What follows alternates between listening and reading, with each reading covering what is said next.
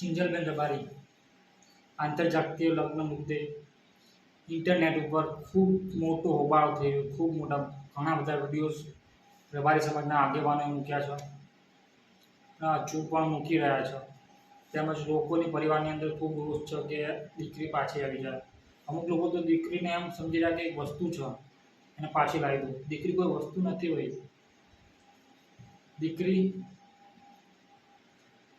આપણી ભાવનાઓથી ઉછેરથી મોટી કરી હોય આપણે માતા પિતાએ, તો દરેકના એના પ્રત્યે લાગણી પ્રેમ હોય, પણ એના પછી આટલું બધું ના હોય કે તમે બાંધીને પકડીને રાખો, તમારી ઈચ્છા મુજબ તેને લગ્ન કરાવો, તમે એને સમજાવી શકો, તમે એના જબરજસ્તી લગ્ન ના કરાવી શકો.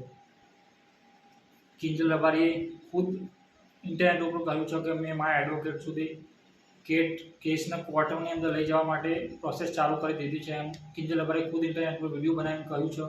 તેમ છતાં રબારી સમાજના અમુક આગેવાનો જે હજી પણ વિડીયોઝના માધ્યમથી કહી રહ્યા છે કે તેને પાછી લાવો, તેને પાછી મૂકી જાઓ. આખા સમગ્ર ગુજરાતના રબારી સમાજ ભેગો થશે.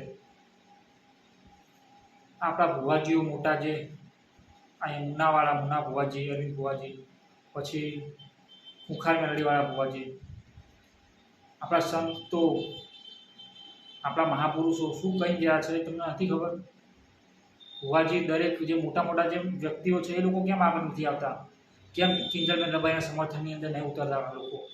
કેમ પાછા પડે? કેમ બિયાય છે લોકો? કેમ ગભરાય છે? આટલી બધી ગભરામણ કેમ છે લોકોની અંદર?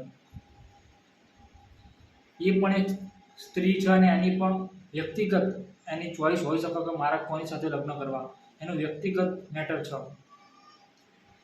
મા બાપને એવું હતું એના તમે ઘરે બોલાવી લો ને, ઇજ્જત તમારી પાછી આવી જાય. તમે એના ઘરે પાછી બોલાવી લો દીકરીને, તમારી ઇજ્જત આપણું પાછી આવી જાય. ધામધૂમથી લગ્ન કરીને પાછી બોલાવી લો તો ઇજ્જત આપણું પાછી આવી જાય. આવો કેવો સમાજ? આ કેવો સમાજ? દીકરીનો એનો અધિકાર એનો છીનવી લે, જ્યારે આપણું ભારતનું સંવિધાન એના પૂરેપૂરો હક અધિકાર આપે છે, તેમ છતાં પણ સમાજ આટલો બધો વિરોધ કરી રહ્યો છે. લોકોની અંદર કેટલી બધી અંદર ઝેર ભરેલું છે આંતરજાતીય લગ્ન મુદ્દે. આપણે ગમે એટલું પકડશું પણ આ નહીં ઊભું રહે, કારણ કે આંતરજાતીય લગ્ન થવાના જ છે. તમે ગમે એટલું પકડશો પણ આંતરજાતીય લગ્ન થઈને જ રહેશે. એ તો ચાલતું જ રહેવાનું છે, કોઈ એને રોકી નહીં શકવાનું.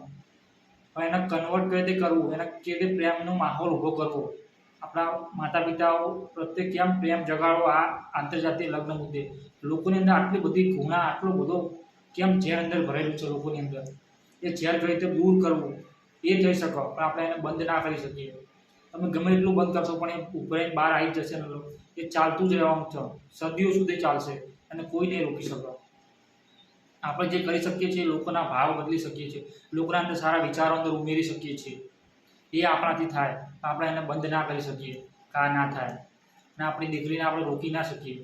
આપણે એને સાથ અને સહકાર આપીએ એને, અથવા તો આપણી અંદર એવી બધી ખરાબ આવૃત્તિઓ આપણી અંદર એવું સમાજની અંદર એવું ભરેલું છે કે આપણી દીકરી જ્યારે આબરૂ જતી રહી અને પાછી લાવો ગમે તે કરી.